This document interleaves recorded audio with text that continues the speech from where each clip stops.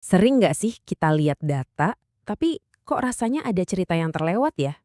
Mungkin kita tahu apa yang terjadi, tapi kita nggak tahu persis kenapa. Nah, hari ini kita akan bongkar sebuah alat canggih yang bisa bantu kita menemukan kenapa di balik angka-angka, mengungkap koneksi tersembunyi yang seringkali luput dari perhatian. Oke, ini dia gambaran besar pembahasan kita. Kita akan mulai dari masalah yang paling umum, teka-teki data.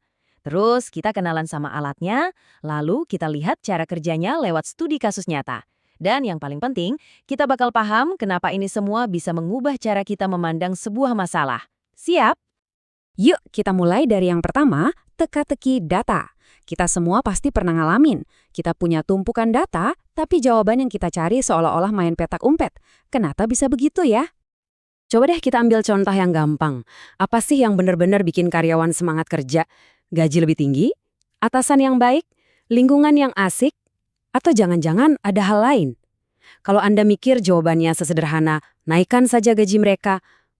Mungkin ceritanya nggak sesimpel itu. Kenyataannya tuh rumit, kayak jaring laba-laba.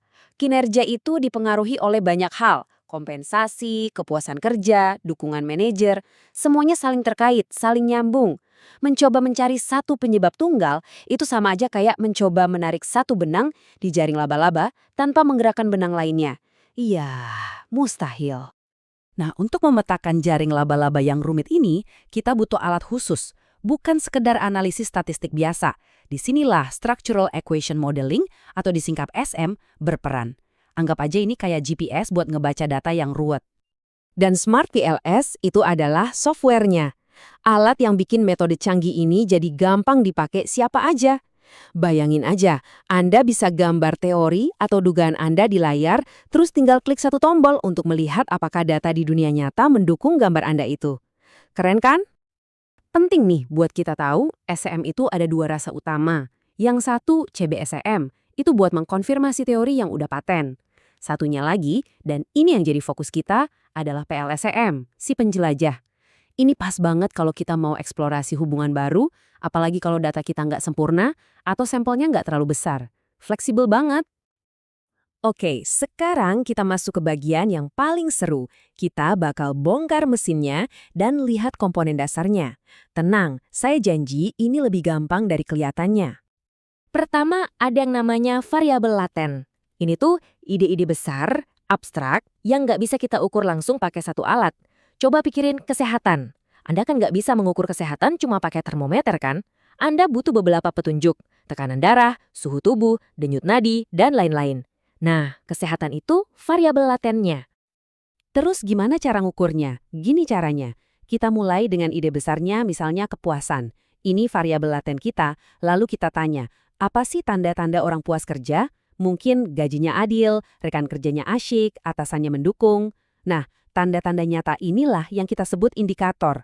Panah yang mengarah dari kepuasan ke indikator-indikator ini menunjukkan bahwa semua itu adalah cerminan dari konsep kepuasan itu sendiri. Sekarang konsep kunci banget nih yang akan kita pakai terus. Mediasi. Paling gampang bayangin aja efek domino. Kita tahu domino A bisa menjatuhkan domino C, tapi pertanyaannya, apakah A menjatuhkan B dulu, lalu B yang menjatuhkan C? Nah, B ini adalah mediator. Mediasi itu bantu kita menemukan jembatan atau mekanisme tersembunyi di antara dua hal. Udah cukup teorinya, yuk kita lihat gimana semua konsep ini bekerja di dunia nyata. Pakai contoh praktis dari materi sumber kita. Oke, jadi ceritanya gini. Ada sebuah perusahaan mau cari tahu, apa benar kompensasi yang lebih tinggi itu otomatis bikin kinerja naik? Tapi mereka curiga, kayaknya nggak sesederhana itu. Jangan-jangan ada pemain ketiga di sini, yaitu kepuasan kerja yang jadi mata rantai penghubungnya. Nah, ini dia alur cerita yang mereka bayangin. Hipotesisnya tuh kompensasi nggak langsung lompat ke kinerja. Tapi kompensasi itu bikin karyawan lebih puas dulu. Dan rasa puas itulah yang akhirnya mendorong kinerja jadi lebih baik. Persis seperti efek domino yang kita bahas tadi. Nah, ini dia pertanyaan intinya. Apakah uang secara langsung bikin orang kerja lebih giat? Atau apakah uang bikin mereka lebih bahagia dan puas? Dan rasa puas itulah yang sebenarnya jadi bahan bakar utama untuk kinerja yang bagus? Dan hasilnya keluar. Ternyata dua-duanya benar. Kompensasi memang punya pengaruh langsung ke kinerja. Tapi, dan ini bagian yang paling krusial, jalur tidak langsung yang lewat kepuasan kerja itu ternyata juga terbukti sangat kuat dan signifikan. Ini artinya apa? Kepuasan kerja itu bukan sekedar bonus, tapi benar-benar jembatan vital yang menyambungkan gaji dengan hasil kerja. Terus, seberapa bagus model ini? Jawabannya, bagus banget.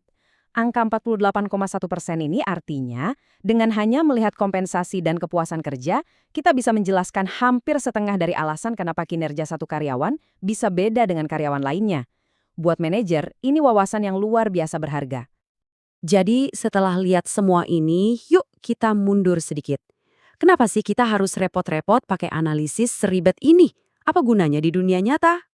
Jawabannya simpel. Karena dunia nyata itu nggak sesimpel A menyebabkan B. Dunia nyata itu berantakan, kompleks, dan saling terhubung. Dengan alat seperti Smart PLS, kita bisa berhenti berpikir linier dan mulai melihat keseluruhan sistem. Seluruh jaringan koneksi yang benar-benar menggerakkan hasil yang kita inginkan. Dan mediasi ini baru permulaan loh. Alat ini juga bisa memodelkan yang namanya moderasi, di mana ada variabel ketiga yang bisa memperkuat atau memperlemah sebuah hubungan. Mirip kayak saklar peredup lampu.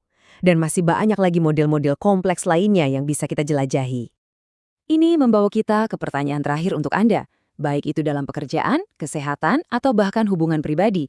Kira-kira koneksi tersembunyi apa, efek domino apa yang mungkin sedang membentuk dunia Anda saat ini? Dengan mulai bertanya seperti ini, kita nggak cuma jadi pengamat yang lebih jeli, tapi juga jadi pemecah masalah yang jauh lebih cerdas. Terima kasih sudah menyimak,